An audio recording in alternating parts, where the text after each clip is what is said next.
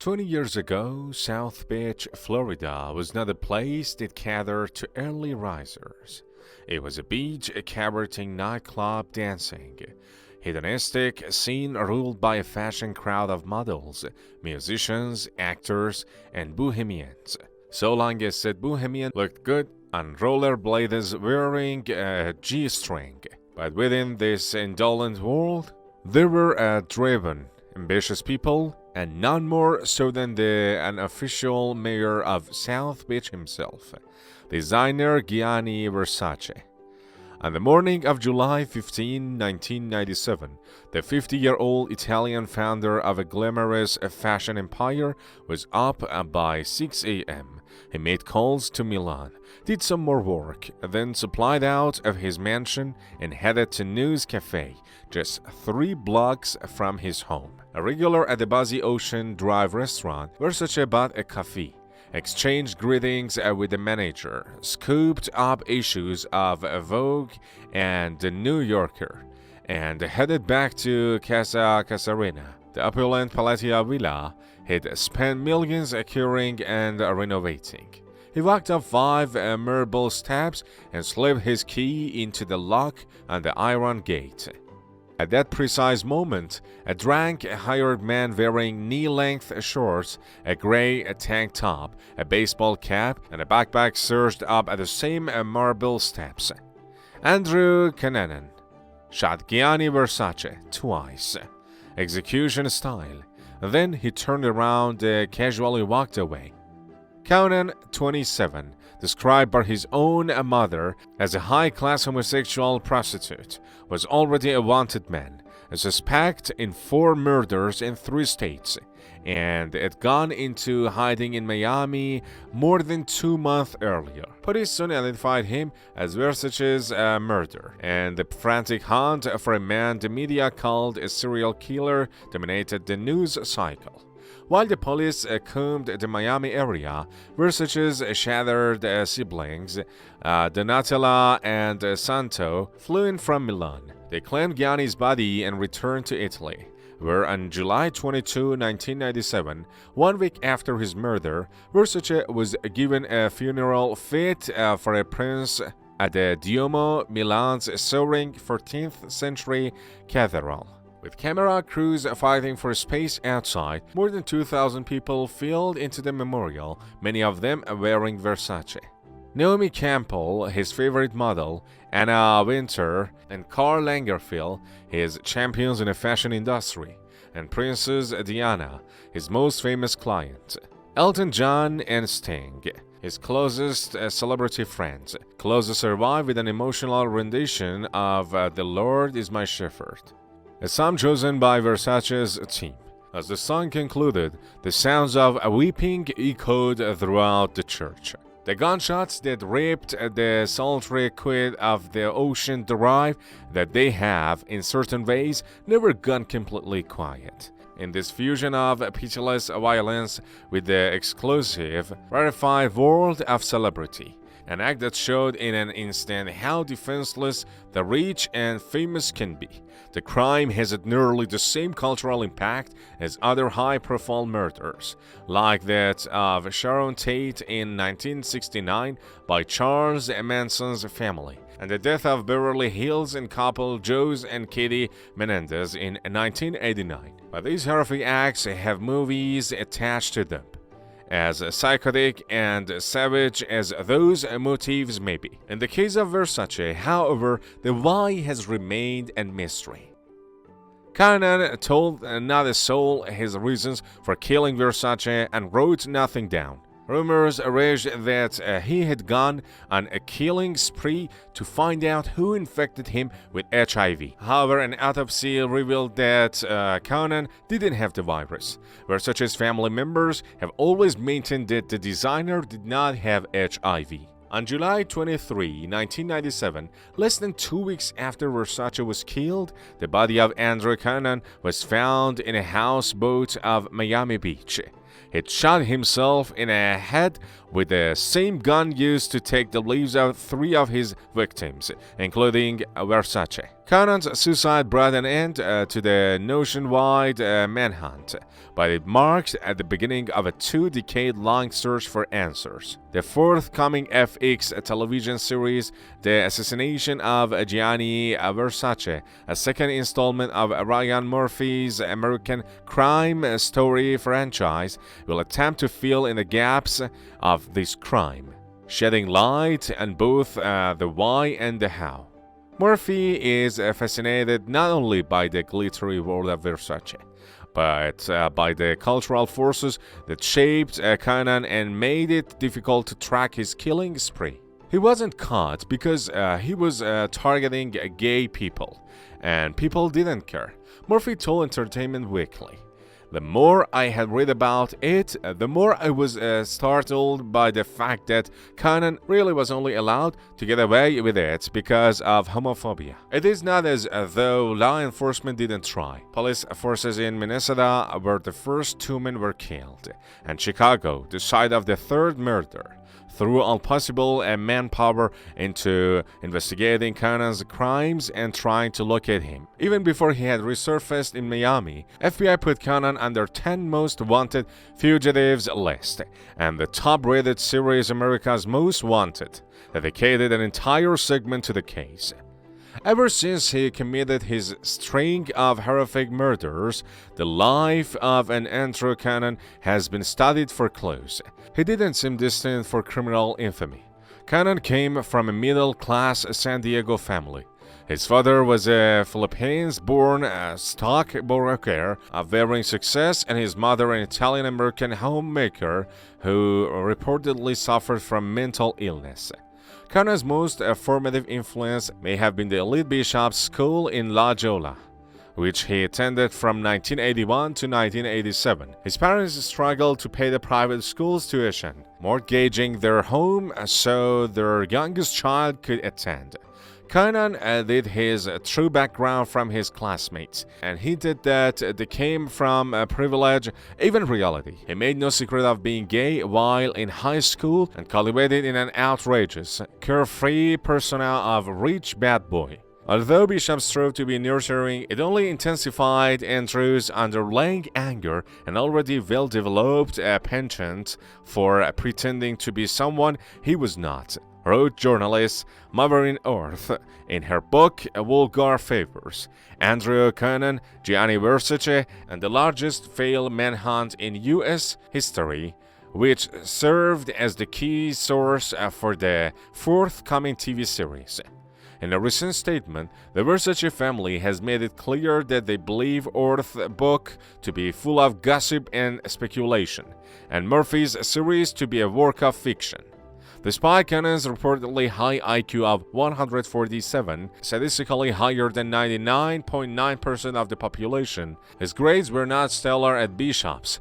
After graduating, he enrolled at the University of California, San Diego, but quickly dropped out, befriending rich older men to pay for his rent, clothes, club hopping, and travel expenses. He reportedly became addicted to drugs, cocaine and methamphetamine, and sadomasochistic pornography. In late 1996, after a wealthy older boyfriend cut him off, the man had supposedly grown annoyed by Conan's nagging for a Mercedes. Conan began to spiral out of control. He left California in April 1997 and bought a one-way ticket to Minneapolis, where he said he planned to take care of some business with 2 friends. Those friends, Jeff Trail, a Gulf War veteran, and David Matson, a successful architect whom Conan had briefly dated, would ultimately become his first victims. He beat Trail to death with a claw hammer in Matson's apartment and rolled the body up in a rug. When Matson came home later that day, Conan appeared to have held him captive. Matson was found dead several days later with gunshot wounds to the head. Conan, who had somehow gotten Trail's .40 caliber weapon, drove to Chicago next. Within a week, the body of Lee Miglin, a wealthy 72-year-old real estate developer, was found in his home, horribly bludgeoned and stabbed, with unmistakable signs of torture. Cannon's callousness had become extreme. After the murder, Cannon reportedly went into the kitchen and made himself a ham sandwich. Then he stole Miglin's Lexus and hit the road. Miglin's family has remained adamant that the married father never knew his assailant. A manhunt for Cannon ensued. When it was reported that the police were tracking him through the car phone in his stolen vehicle, Cannon, who by now had made his way to New Jersey, allegedly heard the news on the radio. He ripped out the phone, but knew he'd need another car. So he pulled into a cemetery parking lot and shot William Reese, a facility caretaker, before stealing the man's red pickup truck. Then Cannon disappeared. One of the most striking aspects of Andrew Cannon's life is that while he was interested in art, fashion, literature, and travel, his dead body was found next to a stack of magazines, including Vogue. He never at any time tried to work at a career that would put him in those worlds legitimately. He was, in this respect, the opposite of Gianni Versace.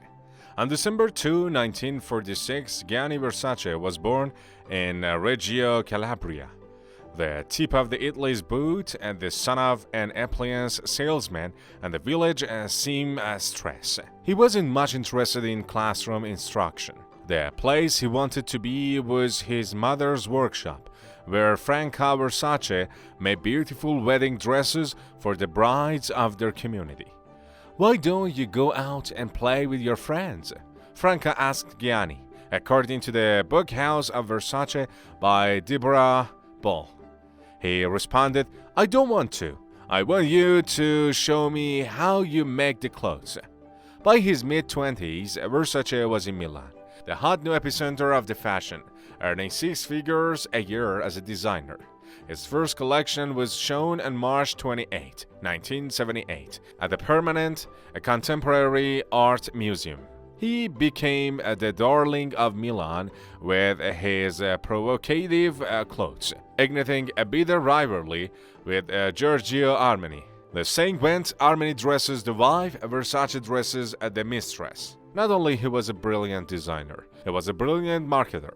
He was the first to bring the celebrities into the front rows, recalled a Vogue editor and chef Anna Wintour in a Dateline interview shortly after his death. He was the first to use actresses and rock stars in his advertising campaigns. He understood the importance of getting his name and his image out there on a global level. Versace became one of the most famous designers of the era and is credited with creating the phenomenon of the supermodel. He made stars of Linda Evangelista, Christy Turlington, and his runway show favorite, Naomi Campbell. Even more than that, his aesthetic offered a refreshing contrast to the architectural simplicity of his predecessors. Versace designs were vibrant, sultry, and fun. He understood that the whole idea of getting dressed is not so much to cover yourself, but is about being attractive, says fashion expert Hal Rubinstein, an author and friend of Versace's. He believed that you should dress to attract attention. He also had an knack for discovering and nurturing raw talent. Gianni took me in his show when I had 2 pictures in my book, and I was not famous at all, recalls a supermodel and singer-songwriter Carla Bruni. "We were young and fragile. The Versaces treated us like we were princesses, like we were part of his family. The women chosen by Versace weren't just regarded as vehicles for modeling his clothes. They became part of his world, and the Versace world was a place that everyone wanted to be." Was there was brought out the murderous range of Andrew Cannon? Was it the sphere of celebrities and models and beautiful people that orbited Gianni Versace? Was it his fame? Or was it some kind of sick obsession? The two had allegedly met once in 1990 at San Francisco nightclub, but few believe there was any real relationship between them.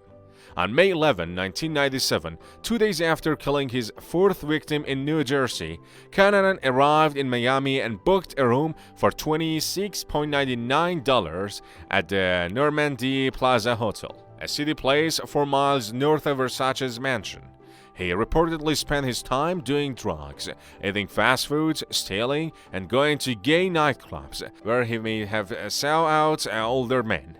The day before he killed Versace, Cunanan had run out of money and left the hotel without paying his bill.